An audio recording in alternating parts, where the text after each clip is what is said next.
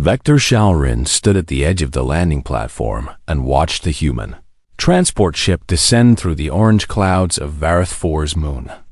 He crossed his forearms over his chest and let out a low rumble of displeasure.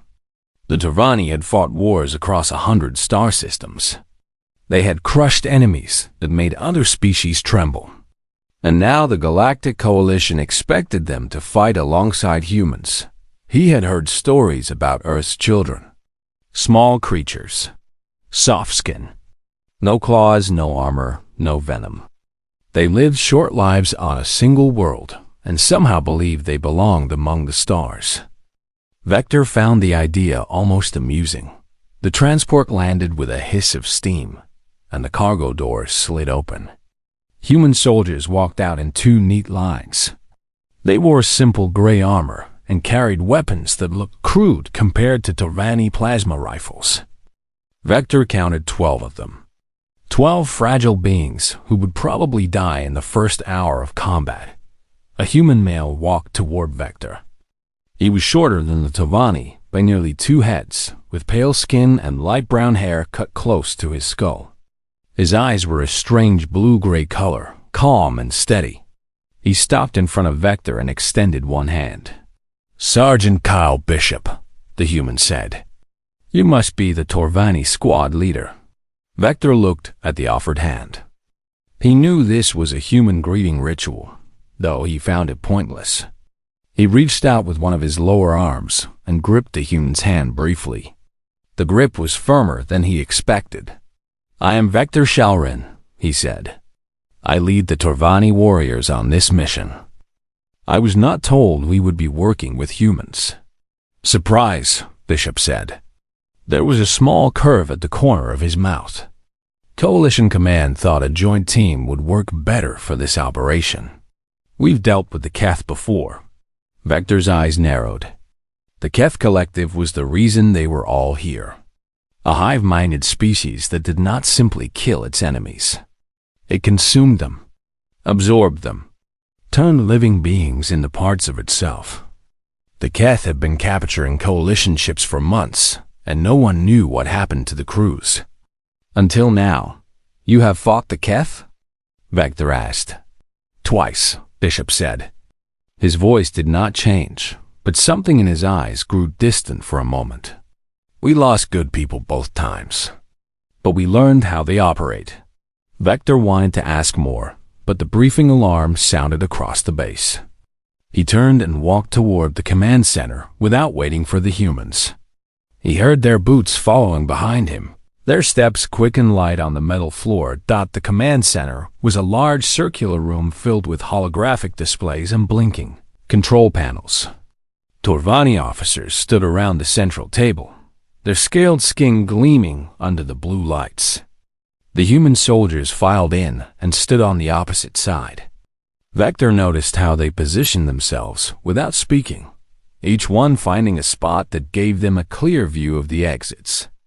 It was subtle, but it spoke of training and experience. Commander Thrall, the highest-ranking Torvani on the base, activated the main display. A massive ship appeared in the air above the table. It was ugly and organic, covered in twisted growths and pulsing veins. The Keth Hive ship. This vessel was detected 3 days ago in the Verth system, Thrall said. It has been capturing coalition transport ships and cargo vessels. We believe there may be survivors inside. How many ships? A human female asked. She had dark hair pulled back tight and a face that showed no emotion. Vector learned later that her name was Lieutenant Claire Dawson. 7 confirmed, Thrall answered. Approximately 400 crew members total. A low murmur spread through the Torvani officers. 400 lives taken by the Keth. 400 souls suffering a fate worse than death. Your mission is to infiltrate the hive ship, Thrall continued. Find any survivors and extract them. Then destroy the ship's core and get out before the structure collapses.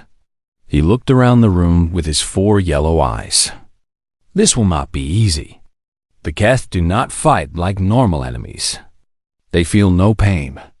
They feel no fear. and they will not stop until you are dead or one of them. Vector studied the human soldiers as Thrall spoke. They listened quietly, their faces calm. A young male with messy brown hair actually yawned and received a sharp look from the female next to him. She had red hair and carried a medical kit on her belt. The young one whispered something, and she punched his arm lightly. They both smiled. Vector felt anger rise in his chest. This was a mission that would likely kill half of them, and these humans were joking like children. Did they not understand what waited for them on that ship? After the briefing ended, Vector approached Sergeant Bishop. The human was checking his weapon, a simple projectile rifle that fired metal slugs at high speed. Primitive but effective, Vector had heard. "Your soldiers do not seem to take this seriously," Vector said. Bishop looked up. "They take it very seriously. They laugh. They play games. We are about to enter a Keth hive ship, and they act like this is a training exercise." Bishop finished checking his rifle and slung it over his shoulder. He met Vector's eyes without fear or challenge. Just a steady calm. "That's how we prepare," he said. "We laugh because we might not get another chance. We joke because if we think too hard about what's coming, we'll freeze when it matters." He paused. "Every single one of them knows they might die today. They've made peace with it. That's why they can smile." Vector did not know how to respond. The Tovani prepared for battle with meditation and prayer. They focused their minds and hardened their hearts. The idea of laughing before combat seemed like madness. Bishop started to walk away, then stopped. He turned back to Vector with that same small curve at the corner of his mouth. "Stay close to us in there," he said. "You'll want to." Before Vector could ask what he meant, Bishop walked away to join his team. The young soldier was now arm wrestling with the red-haired medic and losing badly. The other humans cheered and placed bets. Vekto watched them and felt something he had not expected. Not anger or contempt, something else. Something that felt almost like the beginning of fear. The dropship launched an hour later. Vector sat across from the humans as the vessel shook and rattled through the void between the moon and the hive ship. The Tovani soldiers sat in silence, their eyes closed, their breathing slow. The humans talked quietly among themselves, checking each other's gear, sharing water and small pieces of food. Sergeant Bishop sat with his eyes open, staring at nothing. His hands rested on his rifle, completely still. Vector realized the man had not moved once since they boarded. The pilot's voice crackled through the speakers. 5 minutes to breach point. Get ready. The humans rose as one and moved to the forward hatch. No commands were given. No orders shouted. They simply knew what to do and did it. Vector stood and gathered his own soldiers. His hearts were beating faster now, all three of them pounding against his ribs. He had fought in many battles. He had faced death more times than he could count. But as the dropship approached that twisted living ship, he felt something cold settle in his stomach. He looked at Sergeant Bishop one more time. The human met his gaze and nodded once. "Here we go," Bishop said quietly. The hatch opened, and the darkness swallowed them all. The smell hit Vector first. It was thick and wet, like rotting meat mixed with something chemical and wrong.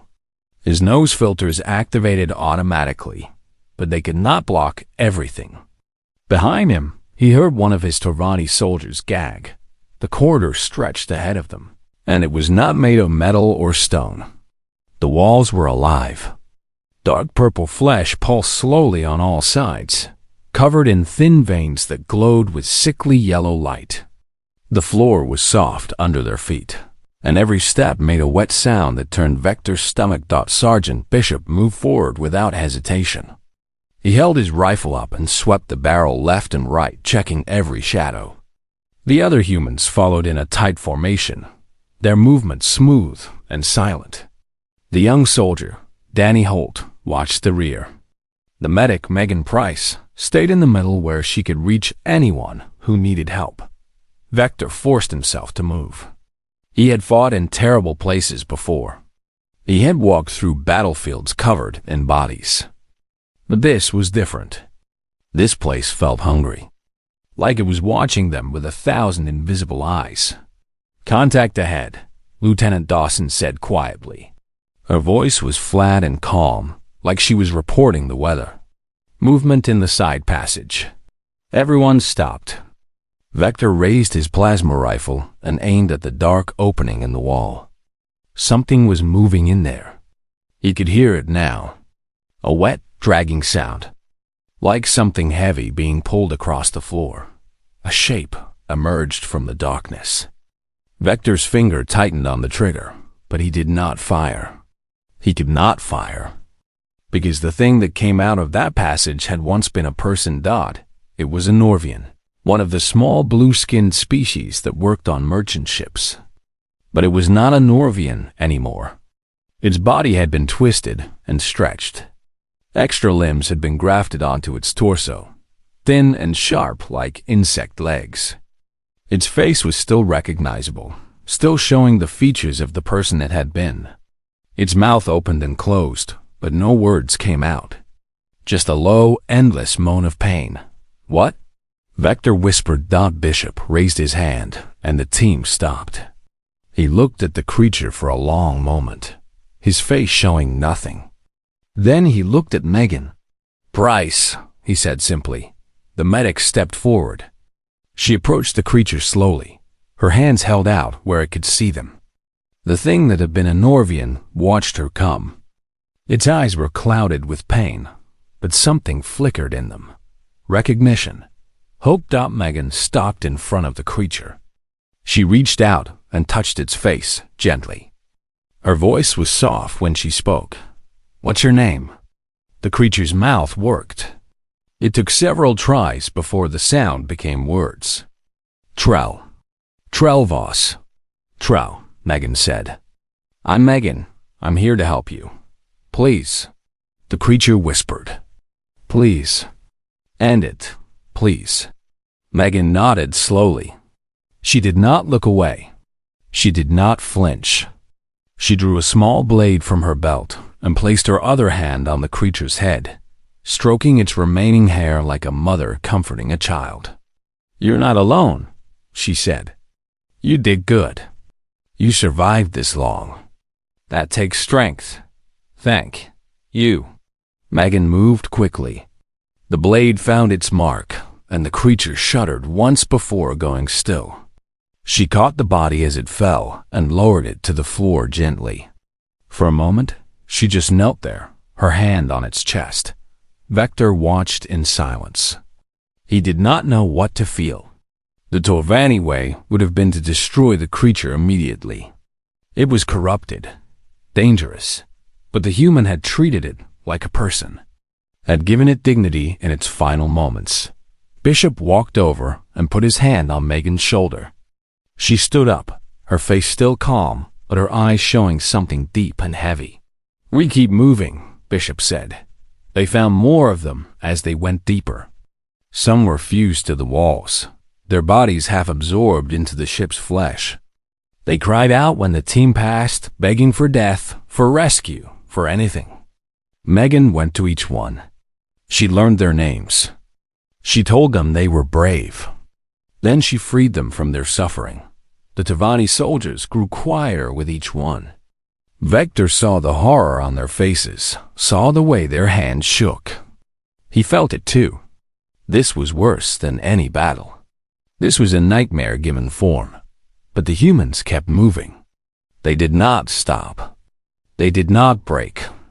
They simply did what needed to be done and pushed forward. The first real attack came without warning. One moment the corridor was empty, and the next it was filled with Keth drones. They poured out of the walls themselves, tearing through the flesh like it was paper. Pale creatures with too many limbs and mouths full of needle teeth. "Contact!" Danny shouted, and then everything was chaos. Vector fired his plasma rifle, the blue bolts burning through drone after drone. but more kept coming. They moved fast, faster than anything that Sci should move. One of them leaped at a Torvani soldier and drove its claws into his chest before anyone could react. Then Vector saw something that made him freeze. Sergeant Bishop charged into the swarm. Not away. Into it. He fired his rifle until it clicked empty, then swung it like a club, smashing drones aside. A claw raked across his arm, drawing blood, but he did not stop. He grabbed one drone by its throat and threw it into two others. The other humans fought the same way. Danny stood over the fallen Torvani and fired in every direction, screaming defiance at the swarm. Lieutenant Dawson moved through the chaos like a ghost, her shots precise and deadly. Megan dragged the wounded soldier to cover while shooting with her free hand. They fought like nothing Vector had ever seen. Not like soldiers following orders. Like something else. Something older and more savage. They moved as one without speaking, covering each other, protecting each other. When one fell back, another pushed forward. When one ran out of ammunition, another stepped in. The Keth broke. The remaining drones retreated into the walls, leaving behind a pile of twisted bodies. The corridor fell silent except for the heavy breathing of the survivors. Vector stood among the carnage and stared at the humans. Bishop was wrapping a bandage around his arm, like the wound meant nothing. Danny was reloading his weapon, his young face now hard and focused. Megan was working on the fallen Torvani, her hands covered in blood. "He'll live," she said. The wound missed his heart. Danny laughed. It was a strange sound in that terrible place. He looked down at a cut on his leg, a gash that went down to the bone. Blood soaked his pants. "That's nothing," he said. "Wait until things get bad." Vector felt something cold move through him. The young human was not joking. He truly believed this was not bad yet. He had seen worse. They all had. Bishop walked over to Vector. His arm was still bleeding through the bandage, but his eyes were calm. "You did good," Bishop said. "Your people fought well." "We lost one," Vector said. His voice sounded hollow. "He's alive." "That's not losing." Bishop looked down the corridor, toward the deeper darkness ahead. "The core is another 2 hours in. It gets harder from here." Vector wanted to ask how it could get harder. He wanted to ask what could possibly be worse than what they had already seen. But he looked at the human's face and saw the answer there. Bishop knew what was coming. He had seen it before. And he was still walking forward. "How do you do it?" Vector asked quietly. "How do you keep going?" Bishop considered the question. He did not give an easy answer or a brave speech. He just spoke the truth. "Because someone has to," he said. "And we're the ones who showed up." He turned and started walking deeper into the ship. The other humans followed without question. After a moment, Vector followed 2 dots behind them. Megan helped the wounded Torvani to his feet. The soldier looked at her with something like wonder in his eyes. "Thank you," he whispered. Megan smiled, but it was a sad smile. The smile of someone who had done this many times before. "Save it for when we're out," she said. "We've got a long way to go." They had been inside the hive ship for 4 hours. Vector had stopped counting the bodies. Stopped counting the victims they freed from their suffering. His plasma rifle felt heavy in his hands, and his mind felt heavier still. 2 more Torvani had fallen. One killed by a drone swarm. The other had simply stopped. He sat down against the wall, his eyes empty, and refused to move. When Vector tried to pull him up, the soldier looked at him with dead eyes and said, I cannot do this anymore." They left him there. There was nothing else they could do. The humans had taken wounds too. Danny's leg was wrapped in blood-soaked bandages. Lieutenant Dawson had a deep cut across her cheek that would leave a permanent scar. Bishop moved a little slower now, favoring his left side where a drone had gotten through his armor. But they kept walking. Always walking. Vector did not understand it. The Tovani were bred for war. They trained from childhood to be warriors. But here, in this nightmare place, his people were breaking while these soft, short-lived humans pushed on like machines. "Movement ahead," Dawson said. Her voice had not changed once since they entered the ship. Still flat. Still calm. Large chamber. Possible ambush point. Bishop raised his fist and the team stopped. He moved forward alone, his rifle raised, and peered around the corner. He stood there for a long moment. Then his shoulders dropped slightly. Just a small movement. But Vector saw it. "What is it?" Vector asked. Bishop did not answer. He just waved them forward. Vector walked to the corner and looked into the chamber beyond.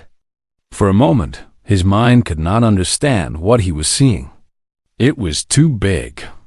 Too wrong. Then the pieces came together, and he felt his 3 hearts stop beating. The chamber stretched out before them, larger than any space should exist inside a ship. The ceiling disappeared into darkness high above. The walls were covered in pods. Thousands of them. Tens of thousands. Each pod held a body.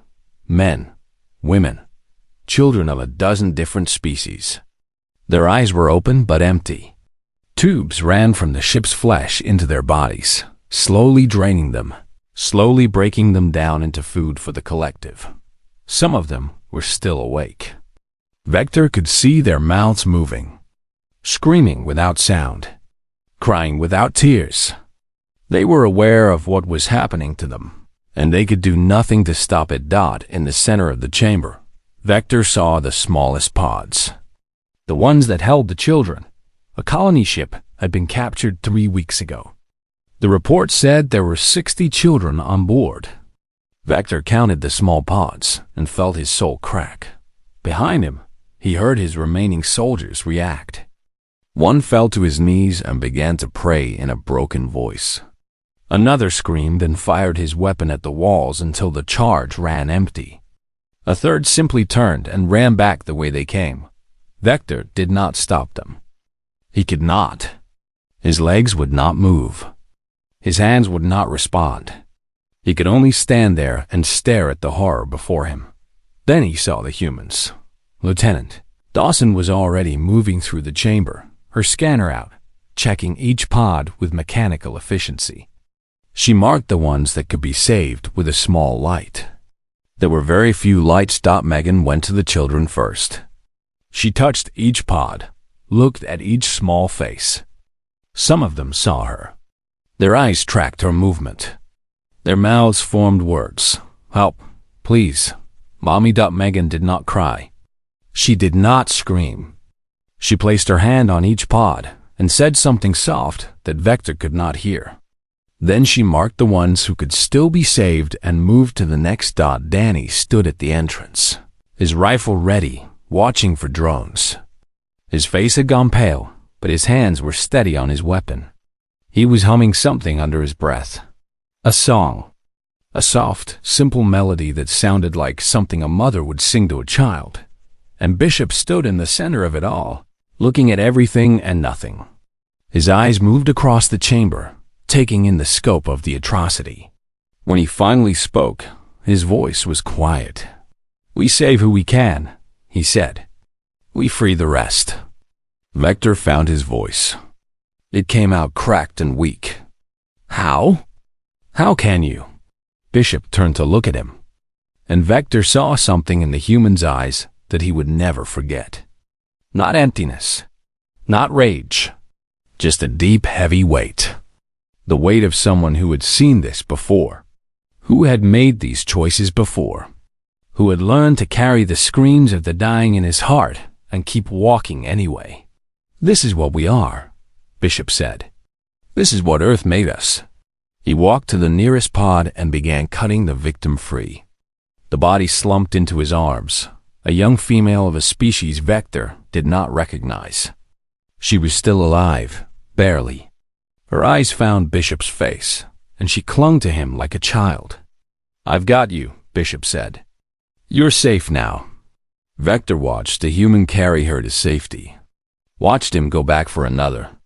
And another. Working without pause, without complaint, without breaking. Megan was freeing the children who could be saved. There were only 7 out of 60. 7 small faces that would live to see another day. The rest were too far gone. Their bodies were already more Keth than person. Megan spoke to each of them anyway. Told them they were loved. Told them they were not forgotten.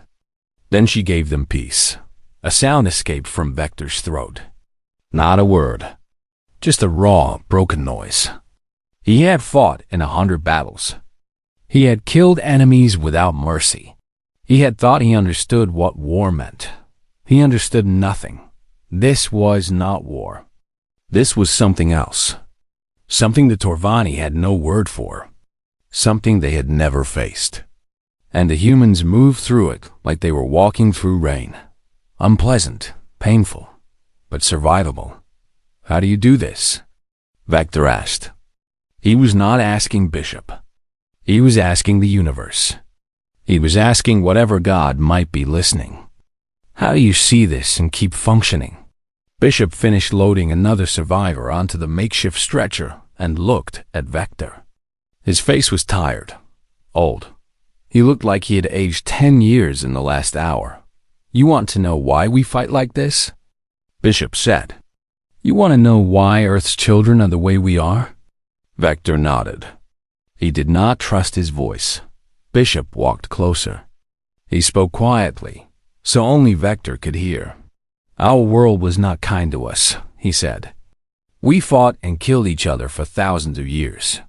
We invented new ways to cause pain that would make the Keth look merciful. We burned our own cities.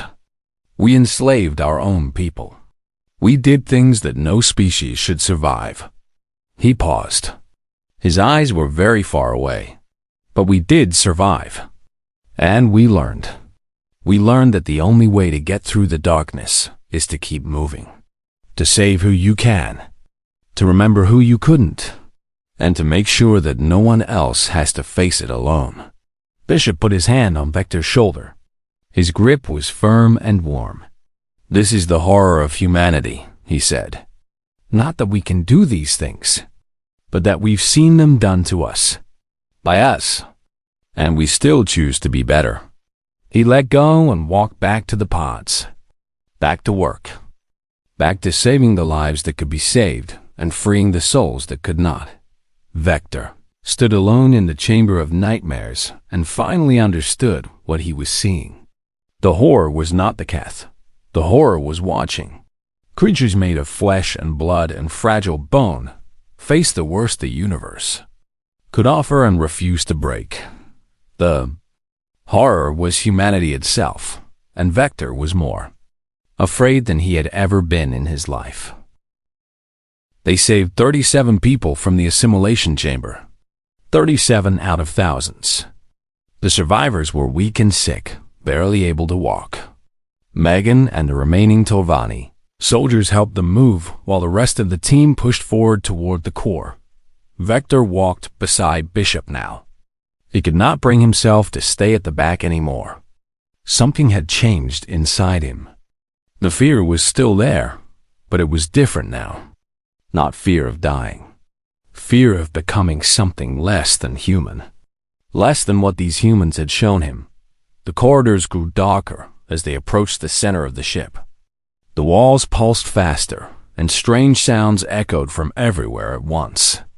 The Keth knew they were here. The collective had felt them carving through its body, freeing its food supply. And it was angry. "Core chamber ahead," Dawson reported. "Massive energy readings. The Queen is there." Bishop nodded. He checked his rifle one more time and looked at his team. Danny stood ready, his wounded leg forgotten. Megan had her medical kit in one hand and her pistol in the other. Dawson's eyes were focused on her scanner, tracking movement throughout the ship. "The Queen controls everything.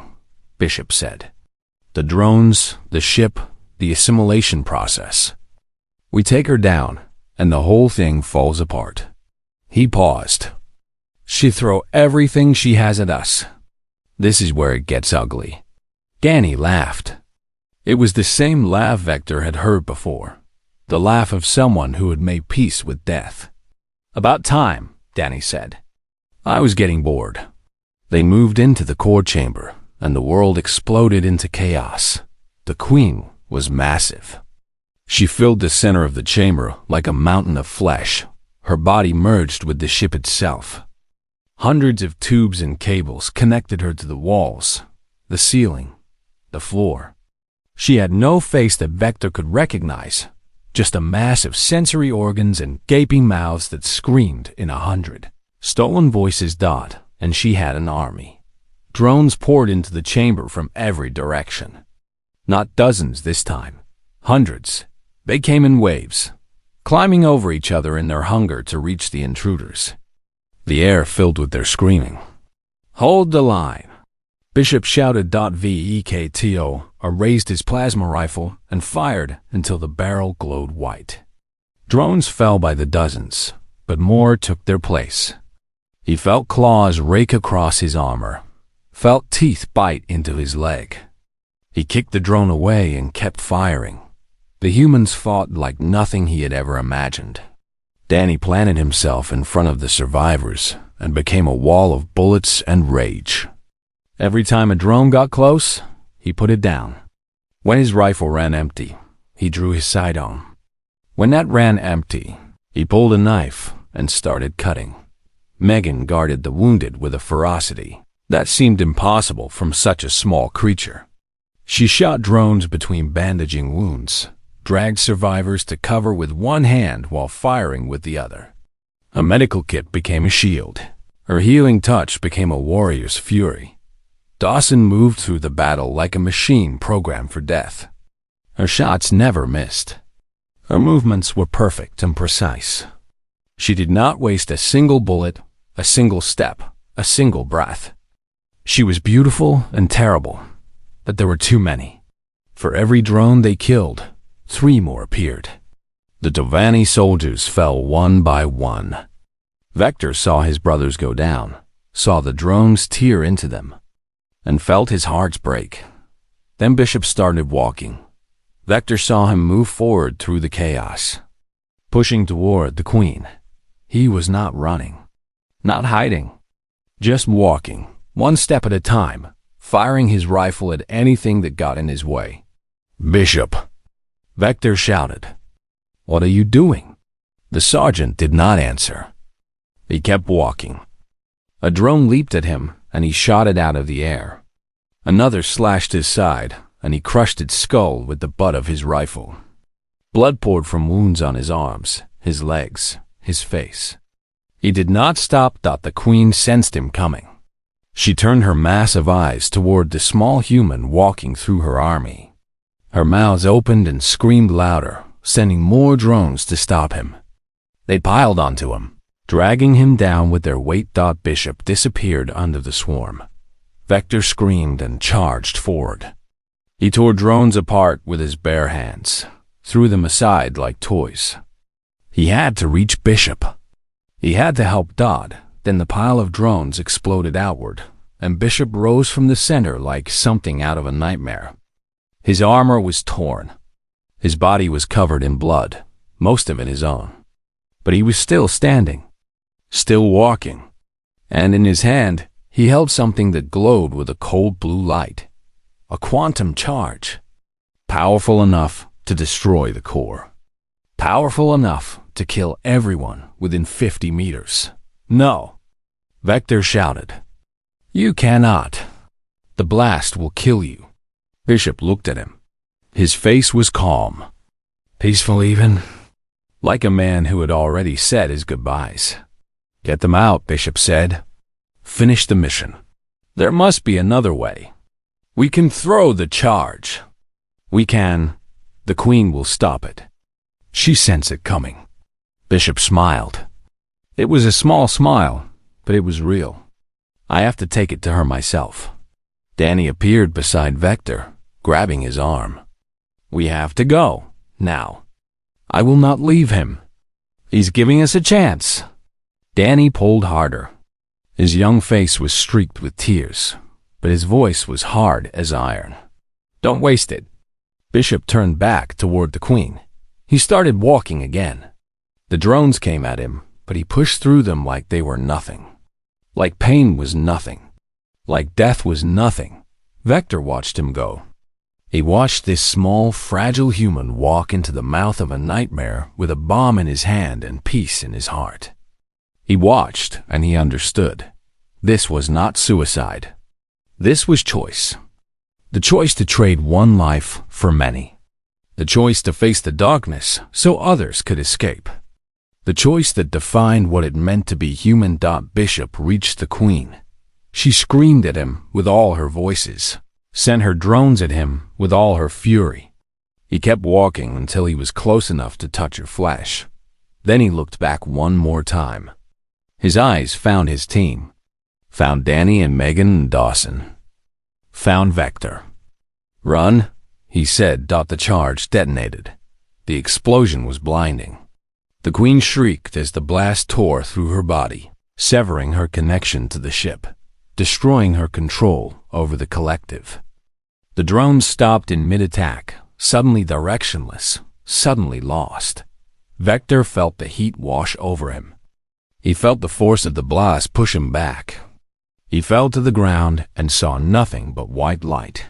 When his vision cleared, the Queen was burning. Her massive body was collapsing in on itself, falling apart as the ship began to die around her. The drones were wandering in circles, their minds empty. And where Bishop had stood, there was nothing but ash and fire. Danny grabbed Vector and pulled him to his feet. "Move! The ship is coming apart." They ran. They grabbed the survivors, and they ran through corridors that were collapsing around them. The ship screamed as it died, its organic walls tearing themselves apart, its systems failing one by one. Vector looked back once as they ran. He looked back at the chamber where Kyle Bishop had given his life. And he made a promise. He would remember this. He would remember what humans were capable of. He would remember the small man with the calm eyes who walked into hell so others could escape. The dropship was waiting. When they reached the breach point, they piled inside with seconds to spare, and the pilot punched the engines to full burn. The hive ship fell away behind them, fire spreading through its body. Then the coalition bombers arrived and finished what Bishop had started. The hive ship vanished in a storm of explosions, consumed by fire, wiped from existence. Vector sat in the shaking dropship and stared at his hands. They were covered in blood. Torvani blood. Human blood. Keth blood. He could not feel them anymore. Across from him, Danny sat with his head bowed. Megan had her arm around him. Neither of them was crying. They had cried enough. Dawson sat alone, her eyes fixed on nothing. Her face was the same as always, but her hands were shaking. They had won. They had destroyed the Queen. They had saved 37 lives, and it had cost them everything. The journey back to Coalition space took 3 days. 3 days of silence and healing and trying to process what they had seen. The survivors from the hive ship were taken to the medical bay, where doctors worked around the clock to repair the damage the Keth had done to their bodies. Some would recover fully. Others would carry scars for the rest of their lives. But they were alive. That was what mattered. Vector spent most of those 3 days alone. He sat in the observation deck and stared out at the stars, trying to make sense of everything. His mind kept returning to the same images. The assimilation chamber. The children in the pods. Bishop walking toward the Queen with a bomb in his hand and peace in his eyes. On the second day, Danny Holt found him there. The young human looked different now. The boyish energy was gone, replaced by something quieter. Something older. He moved slowly because of his leg, which was wrapped in fresh bandages, but he did not seem to notice the pain. "Mind if I sit?" Danny asked. Vector gestured to the empty space beside him. Danny lowered himself down with a small grunt and looked out at the stars. They sat in silence for a long time. It was not uncomfortable. It was the silence of two soldiers who had seen the same horrors and did not need words to share them. Finally, Danny spoke. Kyle Bishop was the best man I ever knew. Vector turned to look at the human. Danny's eyes were still fixed on the stars, but they were seeing something else. Something far away. He saved my life 4 times before this mission, Danny continued. First time, I was a stupid kid who thought war was an adventure. I froze in my first firefight, and a sniper had me dead in his sights. Bishop tackled me so hard, he broke 2 of my ribs. I asked him why he did it. He said that's what family does. Danny smiled at the memory. It was a sad smile, but it was real. Family, Vector said. He tested the word. It felt strange on his tongue. The Tovani had families, of course, but they did not think of their fellow soldiers that way. Soldiers were tools, weapons, means to an end. That's what we are, Danny said. Not just a squad or a unit. Family. We fight for each other. We die for each other. Because when you've walked through hell with someone, they become part of you. And you do anything to keep them safe. Vector thought about that. He thought about Bishop's calm face as he walked toward the Queen. Thought about the way the humans moved as one without words. Thought about Megan speaking to the dying and giving them peace. The Tovani fight for glory, Vector said quietly. For honor. For the pride of our houses. How's that working out for you? The question was not cruel. It was genuine. And Vector did not have an answer.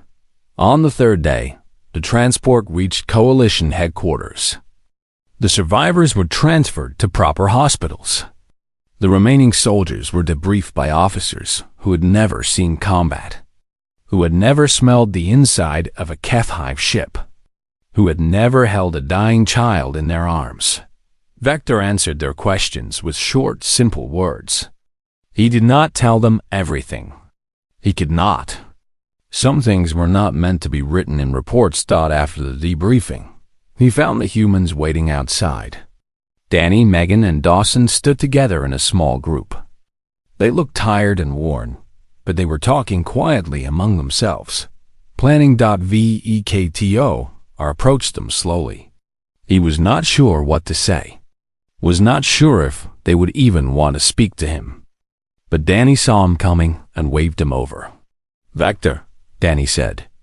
We were just talking about you. About me? About how you handled yourself in there. Danny's voice was warm. You did good. Bishop would have liked you. The words hit Vector harder than any blow he had taken on the mission. He felt something tighten in his chest, and for a moment he could not speak. I did nothing, he finally said.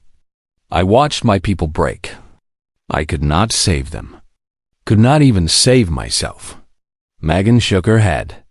She stepped forward and looked up at Vector with her gentle, fierce eyes. You stayed, she said. When others ran, you stayed. You fought beside us until the end. That's not nothing. That's everything, Dawson added. Her voice was still flat, but there was something softer in it now.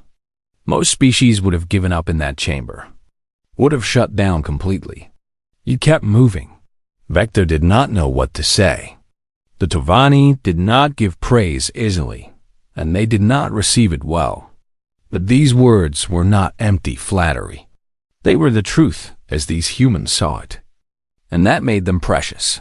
What will you do now? Vector asked. Danny shrugged. Rest for a few days. Then there's another mission. There's always another mission. You will go back? After everything you have seen? The 3 humans looked at each other. Something passed between them that Vector could not read. Then Danny turned back to him with that same sad smile.